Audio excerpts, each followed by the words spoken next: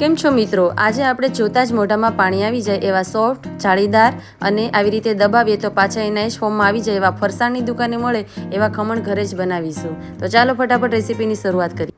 મેં અહીંયા 250 ગ્રામ જેટલો ચણાનો લોટ લીધો છે. એને આપણે પહેલાં તો ચાળી લઈશું અને ત્યારબાદ એક બાઉલમાં આપણે 2 કપ જેટલું પાણી એડ કરીશું.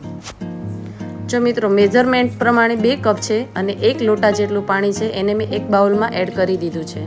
અને જો તમે ચણાનો લોટ ઓછો લ્યો તો તમારે એ પ્રમાણે પાણી લેવાનું છે. હવે એમાં સ્વાદ પ્રમાણે મીઠું, ચપટી મેં અહીંયા હળદર, ચપટી હિંગ, 3 ચમચી જેટલી ખાંડ એડ કરી દીધી છે. ત્યારબાદ અહીંયા 1.5 ટીસ્પૂન જેટલા આપણે લીંબુના ફૂલ નાખવાના છે. તો મેં 2 ચમચી જેટલા, આપણા ઘરની ચમચી જોઈએ તો 2 ચમચી જેટલા લીંબુના ફૂલ એમાં નાખ્યા છે. 1 ચમચી મેં આદુ મરચાંની પેસ્ટ નાખી છે, 1 પાવડું તેલ. અને હવે હું એને બ્લેન્ડરથી સારી રીતે મિક્સ કરી દઈશ. અહીંયા તમે વિસ્કર અથવા હાથે તમે મિક્સ કરી શકો છો. હવે ત્યારબાદ બધો ચણાનો લોટ આપણે એ પાણીની અંદર નાખી દેવાનો છે અને પછી એને પણ સારી રીતે આપણે મિક્સ કરી દેવાનો છે. આને મિક્સ કરવા માટે પણ તમે બ્લેન્ડરનો કે વિસ્કરનો ઉપયોગ કરી શકો છો અથવા તો ચમચાની મદદથી જ સારી રીતે મિક્સ કરી દેવાનું. ધ્યાન રહે કે એમાં કોઈ લમ્સ ના રહેવા જોઈએ, નહીંતર આપણા ખમણ છે એ પોચા નહીં બને. તો આવી રીતે બધો ચણાનો લોટ મેં એમાં એડ કરી દીધો છે અને સારી રીતે હું મિક્સ કરી દઈશ અને ત્યારબાદ એમાં થોડું બ્લેન્ડર ફેરવી દઈશ, જેથી કરીને એમાં કોઈ પણ જાતના ગાંઠા ન રહે અને એકદમ આપણું બેટર છે એકદમ સુવાળું બની જાય. તો આવી રીતે બ્લેન્ડર ફેરવી દીધું છે. હવે એને 10 મિનિટ સુધી હું ઢાંકીને મૂકી દઈશ. અહીંયા મેં એક ડબ્બાનું ઢાંકણ લીધું છે, કારણ કે ઊંડા તળિયાવાળું આપણે કોઈ પણ એક થાળી અથવા કોઈ પણ એક પાત્ર આપણે લઈશું.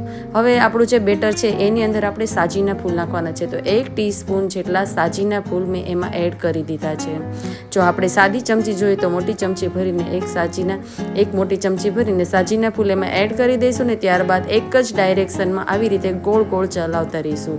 આવી રીતે ગોળ ગોળ હલાવશું એટલે બેટર છે થોડું ફૂલવા લાગશે, એની અંદર ફીણા થશે અને જેવી રીતે ઉભરો આવે ને એવી રીતે એમાં જો ઉભરો આવે એવું થઈ જશે. હવે આપણે છે એક ઢોકળિયું લઈશું અને એની અંદર પાણી નાખી અને એને ઉકળવા દઈશું. ત્યારબાદ જે આપણી ડીશ છે એમાં તેલ લગાડી અને એ ડીશને આપણે એની અંદર સ્ટેન્ડની ઉપર મૂકી દઈશું અને બધું જ આપણા ખમણનું બેટર છે એની અંદર એડ કરી દઈશું. મિત્રો ખમણને આપણે 15 થી 20 મિનિટ સુધી આપણે ચડવા દેવાના છે અને એની ઉપર આપણે જે ઢાંકણ ઢાંકીએ એને એક કપડું બાંધી દેવાનું છે. હવે અહીંયા આપણે એનો વઘાર પણ કરી લઈશું. તો વઘાર માટે મેં તેલ લીધું છે, એની અંદર 2 મોટી ચમચી ભરીને રાઈ એડ કરી દીધી છે, 1 મોટી ચમચી ભરીને તેલ અને પછી થોડીક હિંગ નાખી છે અને એની અંદર લીલા મરચાં નાખી દીધા છે. ખમણનો વઘાર થોડો ગળો હોય છે એટલા માટે આપણે એમાં 4 થી 5 મોટી ચમચી ભરી અને ખાંડ એડ કરી દઈશું અને 1 મોટો કપ ભરી અને આપણે એમાં પાણી એડ કરી દઈશું. એને સારી રીતે ઉકળવા દઈશું તો આપણો વઘાર છે એક સરસ મજાનો તૈયાર થઈ જશે. થોડું અમથું મીઠું નાખીશું વઘારના પ્રમાણમાં, એને ઉકળવા દઈશું. હવે આપણે એક કઢી પણ તૈયાર કરી દઈએ જે આપણે ખમણની સાથે ખાઈશું. તો એક તપેલીમાં 2 કપ જેટલું પાણી, અડધો કપ જેટલો દહીં નાખી દઈશું. આ કઢી છે એ ખમણની સાથે બહુ જ સારી લાગે છે.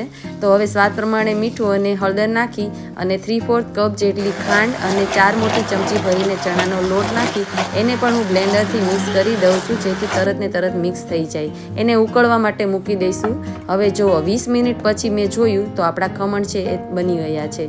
હવે આપણે આને ઠરવા દઈશું. તો એને સાઈડમાં લઈ લઈશું અને આપણી જે કઢી છે એનો વઘાર આપણે તૈયાર કરી દઈશું. તો હવે આપણી કઢી છે એને ઉકળવા મૂકી તે એ ઉકળવા લાગી છે. તો હવે આપણે વઘાર તૈયાર કરીશું. તો અહીંયા વઘારિયામાં આપણે થોડું તેલ, એની અંદર રાઈ નાખી દઈશું, થોડીક હિંગ નાખી દઈશું અને આ વઘારને આપણે કઢીની અંદર રેડી દઈશું. કઢીમાં તમે લીલા મરચાં પણ એડ કરી શકો છો. આપણી કઢી છે એને સારી રીતે હજી ઉકળવા દઈશું તો આપણી કઢી ખૂબ જ સરસ બનશે. અહીંયા આપણે થોડીક વાર ખમણને ઠરવા દઈશું. ત્યારબાદ એની સાઈડની કિનારીઓમાંથી ખમણને આપણે આવી રીતે ઉલટાવી અને બહાર કાઢી લઈશું. તો જુઓ આપણા ખમણ એકદમ સોફ્ટ, પોચા અને જાળીદાર બન્યા છે. હવે આપણે એને કટ કરી લઈશું. તો એક છરીની મદદથી હું એમાં કાપા કરી નાખું છું.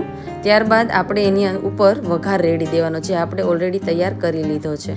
જો મિત્રો આ વિડીયો તમને થોડો પણ ઉપયોગી બન્યો હોય તો આને લાઈક કરજો અને તમારા મિત્રો અને સગા સંબંધીઓમાં શેર કરજો. જો ખમણ કેટલા પોચા બન્યા છે, આવી રીતે દબાવીશું તો પણ એ ફૂલેલા જ રહે છે. તો આવા આપણા સરસ મજાના ખમણ બનીને તૈયાર થઈ ગયા છે. એની ઉપર આપણે વઘાર પણ રેડી દઈશું. આ પાણીનો વઘાર રેડવાથી ખમણ ખૂબ જ સ્વાદિષ્ટ બને છે. આપણે એની ઉપર થોડું ગાર્નિશિંગ માટે આપણે એમાં કોથમીર એડ કરી દઈશું. થોડા કાજુના કટકા મેં એડ કર્યા છે, બિલકુલ ઓપ્શનલ છે. તમારે જેવું એને ગાર્નિશ કરવું હોય એવું ગાર્નિશ કરી શકો છો. અહીંયા દાડમના દાણા, ટોપરાનું છીણ, આવી રીતે મેં એને ગાર્નિશ કર્યા છે. તો જુઓ આપણા ખમણ એકદમ સરસ બન્યા છે. તો મળીશું મારા નવા વિડીયો સાથે, ત્યાં સુધી આવજો.